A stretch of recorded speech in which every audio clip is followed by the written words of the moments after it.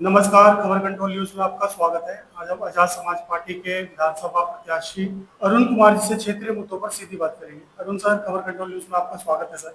सबसे पहले हमारे दर्शकों को बताएं सर, और आजाद समाज पार्टी के पूर्व विधानसभा प्रत्याशी भी बात से आपसे जान लेंगे, एक महिला के साथ जो दुर्घटना होती है सर, एक छोटा सा व्यापार चलाने वाली महिला जो अपने घर का गुजर बसर करती है, क्या कारण था, किस कारण ये सब घटना को अंजाम दिया गया?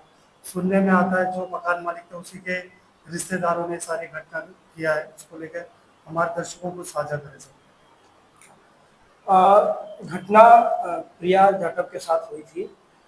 वो सेक्टर 7 रोहिणी में किराए का दुकान लिया था उन्होंने, और उस दुकान में मोमोस की जो है दुकान चला रही थी जी। और उसी मकान में जो फर्स्ट सेकंड थर्ड फ्लोर पर रहने वाले जो व्यक्ति थे और जो महिला थी वो जाटव समाज से थी, तो उनको जो है हर समय जाति सूचक शब्द बोलते थे और प्रताड़ित करते थे उनको कि यहाँ से दुकान खाली कर दो, हमारा धर्म भ्रष्ट हो रहा है। एक बार तो इन्होंने हमला भी किया था और इनके जो है ब्लाउज वगैरह भी फाड़े थे। जो अमानवीय व्यवहार होता है महिला के साथ वो किया था। तो इन्होंने बहन रिया जाटव ने एक शिकायत भी दर्ज कराई थी थाने में, और पुलिस ने उसके ऊपर जो है कोई संज्ञान नहीं लिया था। और इस केस को बहन खुद ही जो है 107 के तहत जो है केस को जो है कोर्ट में ले गई थी बेचारी, लेकिन वो भी अभी पेंडिंग पड़ा है। मैं देख रहा हूँ सर, पीड़ित के साथ जो घटना हो रही है उसमें दो महिला उनके बालों को नोच रही है। एक शख्स पीछे से धारदार हथियार लेके धगाधग उनके सर पे जो हमला करता है सर, इससे लेकर उनके सर के पीछे की साइड पे 20 टाके लगे हैं सर। पूरी तरह से हाफ मर्डर कहा जा सकता है इसको। लेकिन सुनने में ये भी आ रहा है जो पुलिस प्रशासन है इन चीज़ों को लेकर कुछ खास तवज्जो नहीं देते सर। जो धाराएं लगाई गई है वो भी ना के बराबर धाराएं। आप कुछ और हमारे दर्शकों को बताएं सर। 29 जुलाई की ये घटना है। 29 तारीख को जो आरोपी है, जिसमें 2 महिला थी और एक पुरुष, जो प्लान बना करके आए थे, हत्या के इरादे से ही आए थे। और पहले तो 2 महिलाओं ने मिल करके और प्रिया बहन को बहुत बुरी तरह से जो है पीट रहे थे। उसके बाद में एक जेंट्स आया और एक धारदार हथियार था जिससे करीब 7 बार बहुत तेजी से किए और जाति सूचक शब्द भी बोले।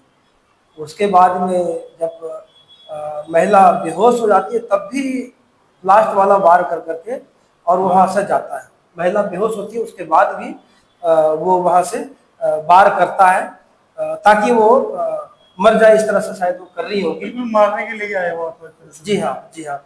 उसके बाद जब वो लोग वहाँ से गए, वहाँ सीसीटीवी कैमरे में रिकॉर्ड है, बहुत सारी वहाँ भीड़ इकट्ठे थी, लेकिन किसी की हिम्मत नहीं हुई कि उनको आकर के बीच बचाव कर सके। फिर उसी में से कई लोगों ने उनको हॉस्पिटल लेकर के गए। पुलिस की भी धुलमुल रुपया रहा, पुलिस वहाँ टाइम पे आई नहीं। और उसके बाद में जब पुलिस आई, पहला केस में थे विनय जी थे, विनय एसआई विनय थे, जो आए और आकर के और घटना को हल्का समझ करके और चले गए। उसके बाद में 31 तारीख को ये मामला दर्ज करते हैं, जिसमें इन्होंने SC/ST एक्ट 1989 एक्ट के तहत लगाया है, BNS एक्ट और BNS एक्ट की धारा जो हल्का होता है वो लगाया, जिसमें धारा है 115/2, 126/2 और 351/2, 7935 ये धारा लगाया। जबकि इस केस में प्री प्लानिंग साजिश कर करके और महिला को प्री प्लानिंग के तहत जो आए और हत्या करने के इरादे से आए, हत्या करने की कोशिश किया, जिसमें BNS की धारा 109 लगती है, जो पहले जो है पहले धारा 307 में आती थी हत्या करने की कोशिश। लेकिन पुलिस ने इस धारा में मुकदमा दर्ज नहीं किया। फिर हम लोगों ने DCP का घेराव करने के लिए रोहिणी DCP के पास गए। संदीप गुप्ता जो रोहिणी डिस्ट्रिक्ट के DCP हैं, उनका घेराव किया और हमने प्रदर्शन धरना भी किए। तब जाकर के एक आईओ साहब है, जो एसीपी साहब हैं, वो हमें डीसीपी साहब के पास ले गए। हमने उनको भी ये सारी यही घटना बताई कि वहाँ पे जो महिला है, महिला के जो सर में जो है 20 टाँके आए, कम से कम 15-20 टाँके आए, और महिला के ऊपर जो है धारदार हथियार से हमला हुआ है। जाति सूचक शब्द भी बोले हैं। प्री प्लानिंग के तहत जो है इन्होंने ये हमला किया। उसके बाद भी पुलिस का रवैया जो ढुलमुल रहा है। 31 तारीख को धारा, ये क्या धारा लगा रहे हैं जिसमें ये सारे जो है जमानती धारा लगाया है। क्या वो पुलिस वाले जो है वो आरोपियों से मिल गए हैं? क्या पुलिस वाले आरोपियों से मिलकर साठ गांठ करके राजनीतिक दबाव में ये फैसला ले रहे हैं? तो कहीं ना कहीं लगता नहीं सर, जो प्रशासन है, जो पुलिस अधिकारी है, कहीं ना कहीं वो किसी के दबाव में काम कर रही है। क्या लगता है, आप कुछ बता सकते हैं? जी, ये तो साजिश की बू आ रही है, और ये लोग जानबूझ के इस मैटर को हल्का कर करके और जमानती धारा में इस तरह से किए हैं।